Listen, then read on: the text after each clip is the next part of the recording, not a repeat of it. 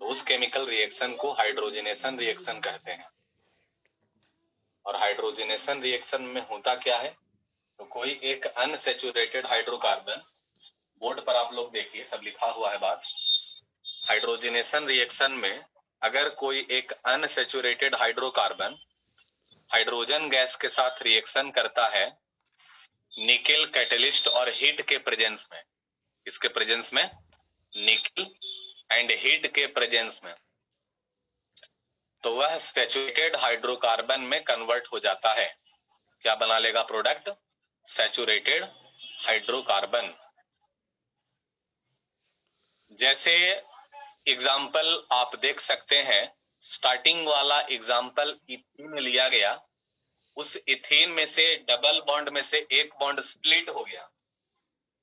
यहाँ पे एक बॉन्ड स्प्लिट कर जा रहा है, ब्रेक कर रहा है एक बॉन्ड।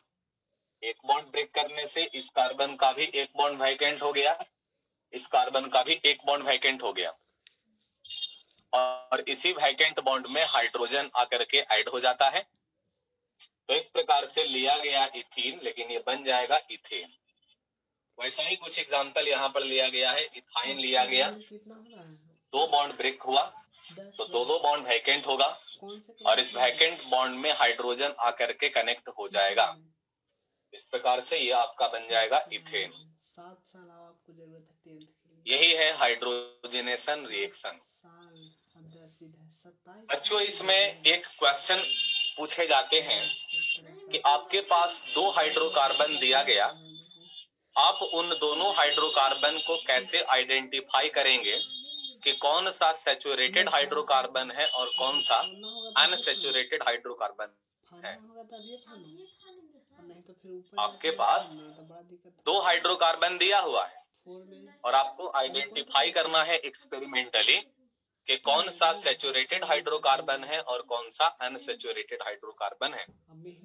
तो इसको एक्सपेरिमेंटली चेक करने के लिए टोटल 2 मेथड होता है। एक्सपेरिमेंटली चेक करने के लिए कितना मेथड? 2 मेथड, जिसमें फर्स्ट मेथड होता है हाइड्रोजनेशन। हम हाइड्रोकार्बन का हाइड्रोजनेशन करवाना चाहेंगे। जो हाइड्रोकार्बन हाइड्रोजनेशन कर लेगा, दैट इज अनसैचुरेटेड हाइड्रोकार्बन, और जो हाइड्रोजनेशन नहीं करेगा, दैट इज अनसैचुरेटेड हाइड्रोकार्बन। एक और होता है चेक करने का मेथड, जिसको हम लोग बोलते हैं ब्रोमीन वाटर टेस्ट मेथड।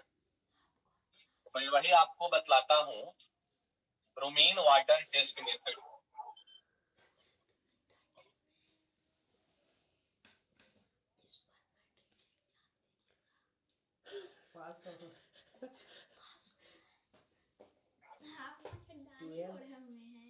अभी मैं आप लोगों को बतलाने जा रहा हूं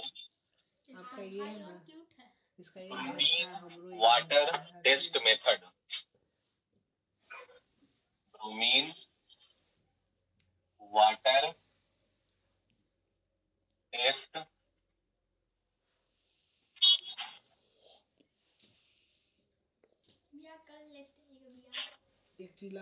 मेथड भी लिख देते हैं, ब्रोमीन वाटर टेस्ट मेथड।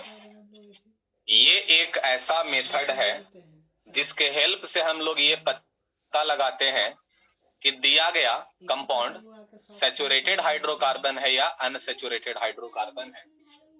लिख देते हैं शॉर्ट में, यूज्ड टू आइडेंटिफाई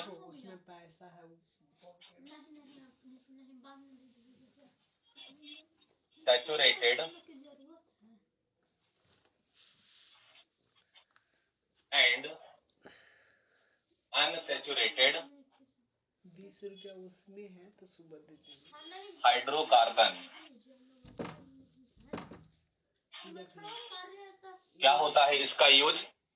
इसका यूज होता है सैचुरेटेड और अनसैचुरेटेड हाइड्रोकार्बन को चेक करना, पहचानने का काम होता है इसका। अब कैसे ये पहचानता है वो देखिए। तो सबसे पहले हम लोग एक सॉल्यूशन तैयार करेंगे ब्रोमीन एंड वाटर का। वाटर में ब्रोमीन डिसॉल्व कर दिया जाएगा, तो एक सॉल्यूशन तैयार होगा और उस सॉल्यूशन को हम लोग बोलेंगे ब्रोमीन वाटर सॉल्यूशन। सबसे पहले क्या तैयार करना है बच्चों? Bromine water solution. Bromine water solution तैयार करना है। कैसे बनेगा ये सॉल्यूशन? तो वाटर में ब्रोमीन को डिसॉल्व करने से बनेगा। इस ब्रोमीन वाटर सॉल्यूशन का कलर होता है रेडिश ब्राउन। कलर कैसा होता है? रेडिश ब्राउन कलर होता है इसका। ब्राउन कलर का होगा, उसमें रेड कलर मिक्स जैसा रहेगा। रेडिश ब्राउन कहते हैं इस कलर को। इसका रेडिश ब्राउन कलर होगा। अब हम लोग क्या करेंगे? तो 2 कंटेनर लेंगे। 2 इस प्रकार से कंटेनर लिया गया।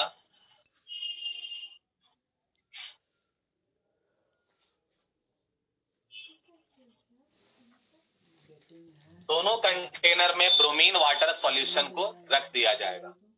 इसमें भी क्या भर दिया गया? ब्रोमीन वाटर सॉल्यूशन भर दिया गया। इस कंटेनर में भी क्या भर दिया गया? ब्रोमीन वाटर सॉल्यूशन इसमें भी भर दिया गया। चलो, दोनों कंटेनर में ब्रोमीन वाटर सॉल्यूशन ले लिया गया। अब दोनों कंटेनर में हाइड्रोकार्बन को डालेंगे। इसमें एक हाइड्रोकार्बन को डाला गया,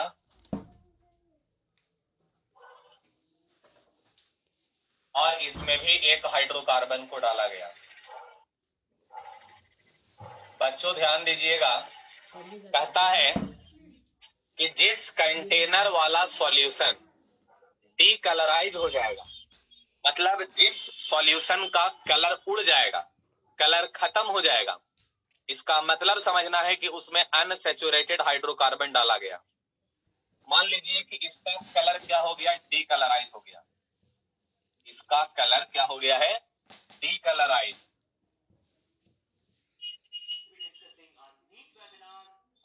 इसका कलर उड़ गया। तो डीकलराइज कलर होने का मतलब ये जो हाइड्रोकार्बन है वो कौन सा हाइड्रोकार्बन होगा? अनसैचुरेटेड हाइड्रोकार्बन होगा। कौन सा हाइड्रोकार्बन होगा बच्चों? Unsaturated hydrocarbon. अनसैचुरेटेड हाइड्रोकार्बन होगा ये।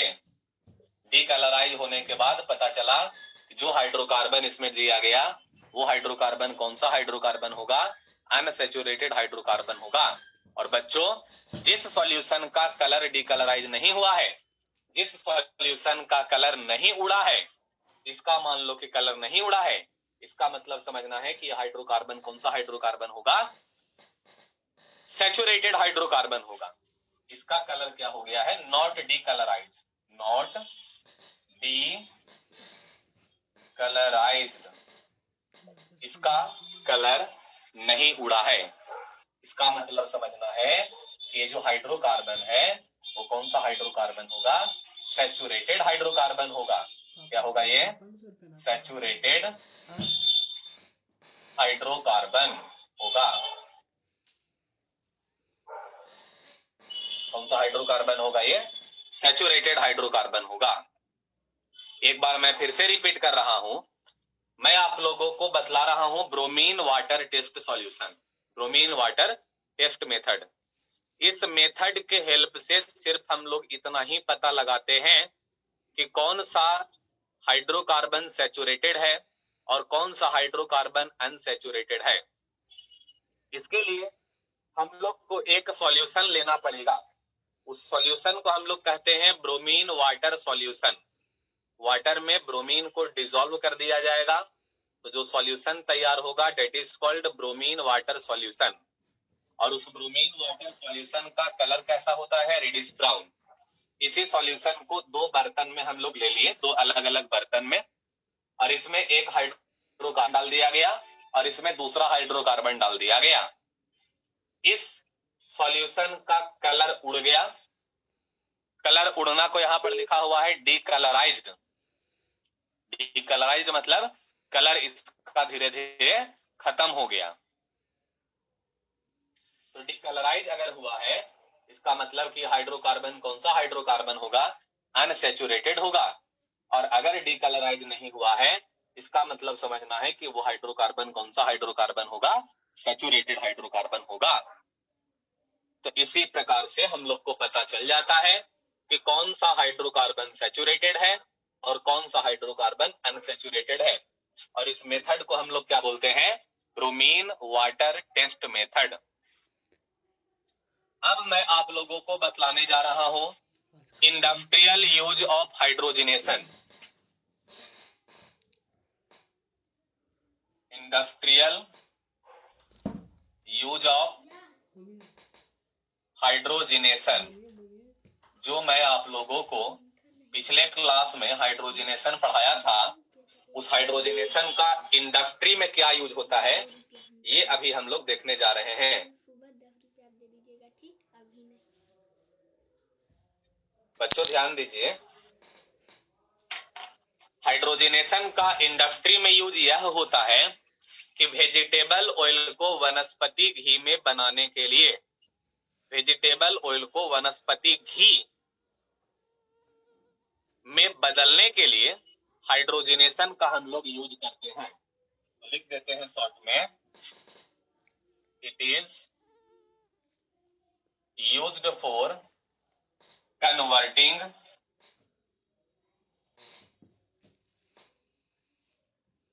vegetable oil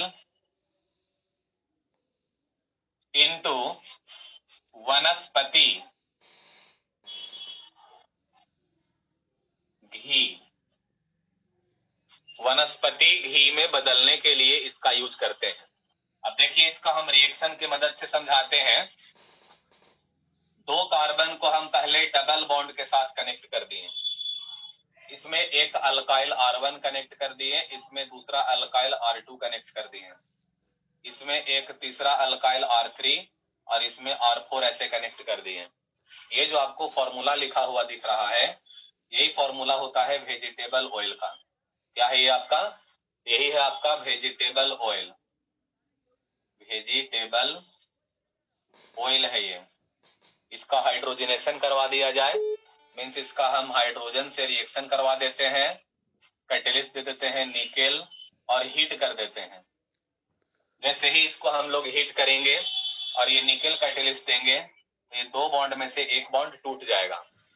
जब ये एक बॉन्ड टूटेगा तो कार्बन और कार्बन के बीच में सिर्फ एक बॉन्ड बचेगा। यहाँ पर R1 था पहले से, यहाँ R2 था पहले से, यहाँ R3 था पहले से, यहाँ R4 था पहले से। सिंगल बॉन्ड से एक H कनेक्ट हो जाएगा और यहाँ भी सिंगल बॉन्ड से एक और H कनेक्ट हो जाएगा। और यही जो है आपका वनस्पति घी बन करके तैयार हो गया। क्या बन गया है ये? वनस्पति घी। वनस्पति घी बन करके ये तैयार हो गया है। बोर्ड एक बार पूरा भर चुका है, इसीलिए आप सभी स्टूडेंट इसका एक बार स्क्रीनशॉट अच्छे से ले लेंगे।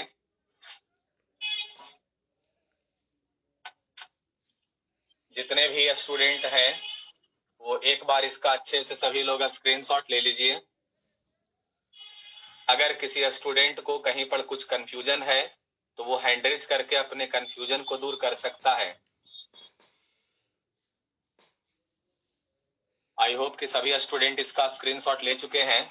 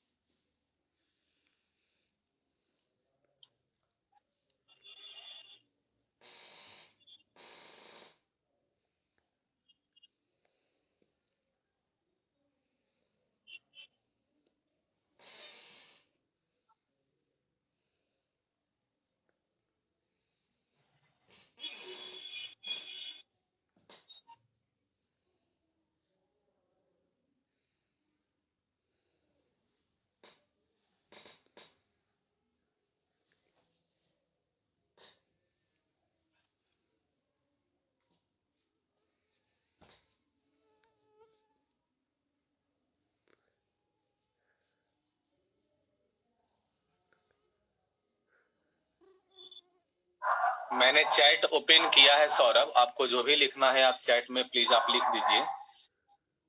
आपका जो क्वेश्चन है वो आप चैट में लिखिए सौरभ, मैं आपके डाउट को पूरा कोशिश करूंगा क्लियर करने का। या और किसी स्टूडेंट को कुछ कंफ्यूजन है तो वो चैट में लिख सकते हैं अपने कंफ्यूजन को।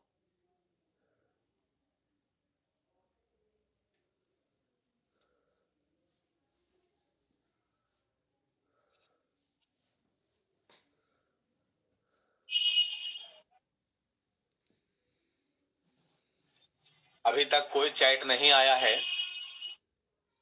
तो मैं इसको इरेज करके अब आगे प्रोसीड करता हूं। नेक्स्ट आगे हम लोग को पढ़ना है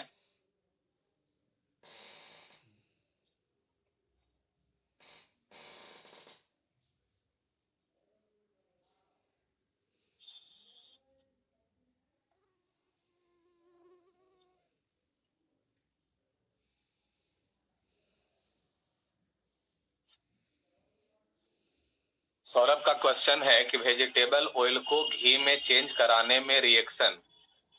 तो यही रिएक्शन है सौरभ, ये जो आपको दिख रहा है पूरा कंपाउंड, इसको हम लोग वेजिटेबल ऑयल कहते हैं। ये एक फॉर्मूला होता है, जैसे सल्फ्यूरिक एसिड का फॉर्मूला H2SO4 होता है, वाटर का फॉर्मूला H2O होता है, बिल्कुल उसी प्रकार से वेजिटेबल ऑयल का ये फॉर्मूला होता है जो आपको यहाँ पर दिख रहा है। ठीक है, इस वेजिटेबल ऑयल को हमने हाइड्रोजनेशन यहाँ पर करवा दिया, मीन्स हाइड्रोजन से इसको हमने रिएक्शन करवा दिया। कैटेलिस्ट यहाँ पर दे दिया गया है निकेल और इसको हिट कर दिया गया, तो एक बॉन्ड टूट गया। बॉन्ड टूटने से इस कार्बन का भी एक बॉन्ड वैकेंट हो गया और इस कार्बन का भी एक बॉन्ड वैकेंट हो गया, और इसी वैकेंट बॉन्ड में हाइड्रोजन जाकर के अटैच हो गया है। तो हाइड्रोजन जब यहाँ पर कनेक्ट हुआ तो इस प्रकार से ये जो बना कंपाउंड, इस कंपाउंड को हम लोग वनस्पति ही कहते हैं। क्लियर है सौरभ?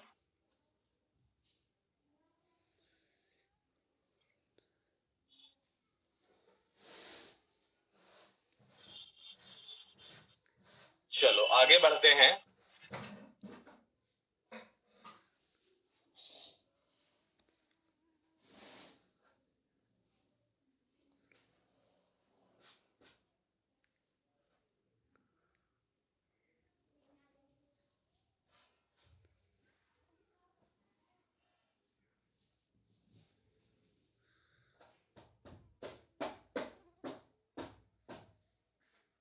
ये रोटी ज्यादा नहीं बनाना है, हम नहीं खाएंगे।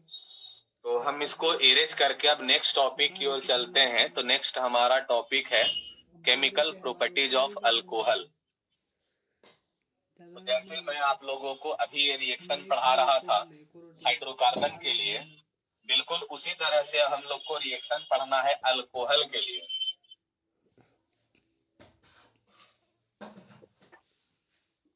तो हेडिंग यहाँ पर बना लेते हैं chemical properties of alcohol. Alcohol का केमिकल प्रॉपर्टीज। तो अल्कोहल का फर्स्ट जो केमिकल प्रॉपर्टीज है ये होता है कंबसन। और कंबसन आप लोगों को ऑलरेडी एक बार का देखा हुआ है। कंबसन आप लोगों ने हाइड्रोकार्बन में भी देखा था कि जब हम लोग हाइड्रोकार्बन को ऑक्सीजन गैस के प्रेजेंस में बर्न करते हैं तो प्रोडक्ट बनता है कार्बन डाइऑक्साइड, वाटर, हीट और लाइट। तो यहाँ पर भी सेम वही होगा, बस अंतर ये होगा कि कोई एक अल्कोहल यहाँ पर लिया जाएगा, उसको ऑक्सीजन गैस के प्रेजेंस में बर्न कर देंगे तो बन जाएगा कार्बन डाइऑक्साइड जिसका फॉर्मूला होता है CO2, वाटर जिसका फॉर्मूला होता है H2O, और हीट बनेगा प्लस लाइट बनेगा। तो बच्चों ये हो गया कंबसन का मदर इक्वेशन। अब इसी मदर इक्वेशन के बेसिस पर अगर हम लोग चाहेंगे तो एग्जाम्पल लिख सकते हैं इसी के बेसिस पर।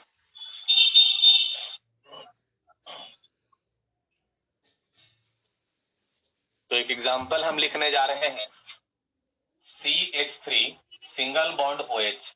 देखो ये OH लगा हुआ है, मतलब ये अल्कोहल होगा। अब इस अल्कोहल को ऑक्सीजन गैस के प्रेजेंस में बर्न कर दिया जाए तो प्रोडक्ट में दिमाग नहीं लगाना है, CO2 plus H2O plus heat plus light बन जाएगा। प्रोडक्ट में कोई दिमाग नहीं लगाना है। Next example, C2H5 single bond OH। ये भी एक अल्कोहल है बच्चों, क्योंकि इसमें भी OH लगा हुआ है। OH कनेक्ट रहने के कारण से इसको भी हम लोग अल्कोहल कहेंगे। तो ये भी आपका क्या है, तो अल्कोहल है।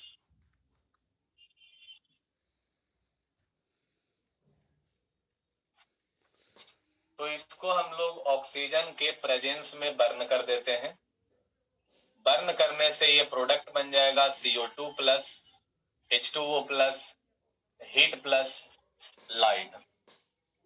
और मैं दो कंसेप्ट आप लोगों को प्रीवियस क्लास में बतलाया था कि अगर इनकम्प्लीट कंबसन होता है तो सूटी फ्लेम का फॉर्मेशन होता है, और अगर कंप्लीट कंबसन होता है तो क्लियर फ्लेम का फॉर्मेशन होता है।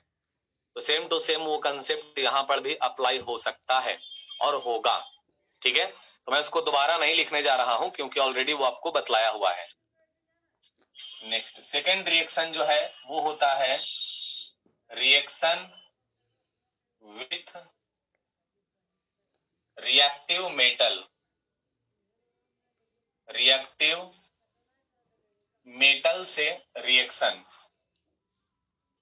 किसका रिएक्शन, तो अल्कोहल का रिएक्शन। किसके साथ, तो रिएक्टिव मेटल के साथ। तो कहता क्या है, यहां पर कोई एक अल्कोहल लिया जाएगा और रिएक्टिव मेटल से उसका रिएक्शन करवाया जाएगा तो प्रोडक्ट बन जाएगा मेटल अल्क ऑक्सी। क्या प्रोडक्ट बनेगा, मेटल अल्क ऑक्सी, और हाइड्रोजन गैस इवॉल्व होगा, हाइड्रोजन गैस भी बनेगा। तो ये हो गया मदर इक्वेशन, और इसी मदर इक्वेशन के बेसिस पर हम लोग एग्जाम्पल को लिख सकते हैं। कैसे, तो एग्जाम्पल देखिए। मान लिया जाए कि कोई एक अल्कोहल ले लिया गया, जैसे CH3 सिंगल बॉन्ड OH। बच्चों इस अल्कोहल का नाम होता है मिथेनॉल। क्या नाम होता है इसका, मिथेनॉल। और यहाँ पर इसका हम रिएक्शन करवा दिए सोडियम मेटल से। तो होता क्या है कि ये जो सोडियम मेटल है ये लास्ट वाले इस हाइड्रोजन को हटा देता है। ये लास्ट वाला हाइड्रोजन यहाँ से हट जाएगा और इसी के जगह पर सोडियम आकर के बैठेगा। तो प्रोडक्ट बन जाएगा CH3 single bond ONA plus hydrogen जो अलग हुआ वो H2 गैस बन करके ये इवॉल्व हो जाएगा, मीन्स उड़ जाएगा। अब रहा इस कंपाउंड का नाम, तो पहले आप मेटल का नाम लिख लीजिए। तो सोडियम हो गया, फिर एक कार्बन है इसीलिए मिथ होगा, तो मिथ लिख लिए, और लास्ट में ऑक्सी लगाना है तो ऑक्सी हम लोग लास्ट में लगा दिए। इसका नाम हो गया सोडियम मिथ ऑक्सी। क्या नाम हो गया बच्चों इसका, sodium myth oxy. Next example, हम लोग एक अगला कंपाउंड ले लिए C2H5। इसका नाम होता है इथेनॉल। इसका पोटेशियम से रिएक्शन करवा दिए, सेम वही काम यहाँ पर भी होगा। ये पोटेशियम इस लास्ट वाले हाइड्रोजन को हटा करके यहाँ पर खुद बैठ जाएगा, तो प्रोडक्ट बन जाएगा C2H5 single bond OK plus H2 gas बन करके ये इवॉल्व होगा। अब रहा इस कंपाउंड का नाम लिखना, तो पहले मेटल का नाम लिखेंगे तो वो हो गया पोटेशियम। फिर इसके बाद इसमें देखो दो कार्बन है इसीलिए इथ लिख दिए, ऑक्सीजन के कारण से लास्ट में लगा देंगे ऑक्सी। इसका नाम हो जाएगा पोटेशियम इथॉक्सी। क्या नाम होगा बच्चों इसका, पोटेशियम इथऑक्सी। तो आप सभी स्टूडेंट इसका एक बार स्क्रीनशॉट ले लेंगे, बोर्ड एक बार भर चुका है।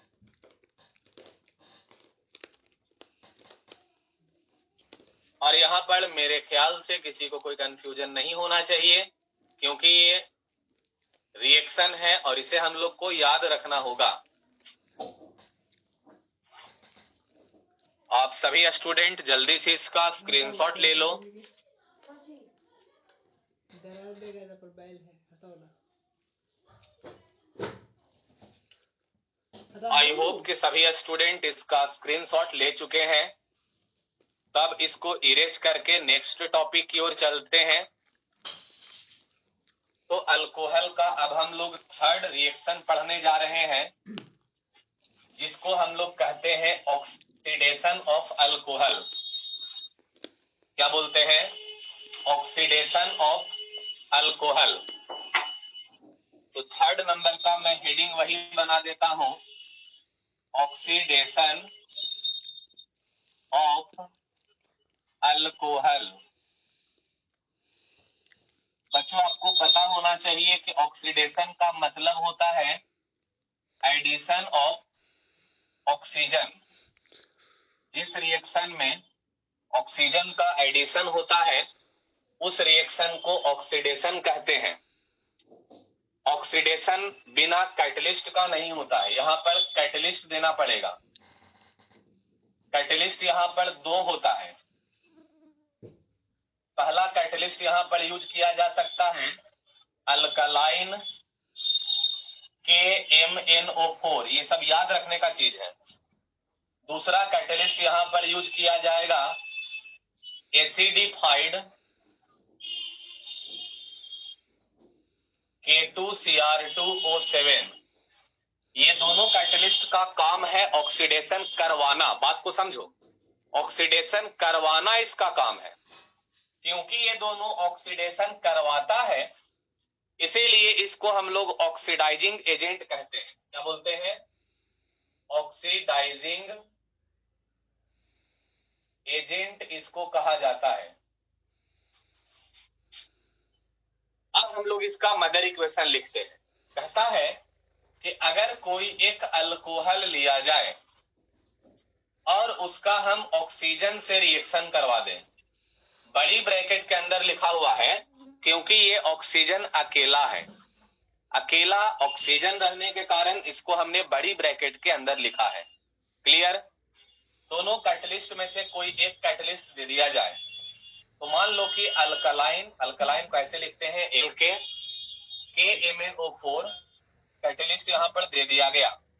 जब ये कैटलिस्ट यहां पर दे दिया जाएगा तो ये बन जाता है कार्बोक्सिलिक एसिड। क्या बन जाएगा? Carboxylic acid.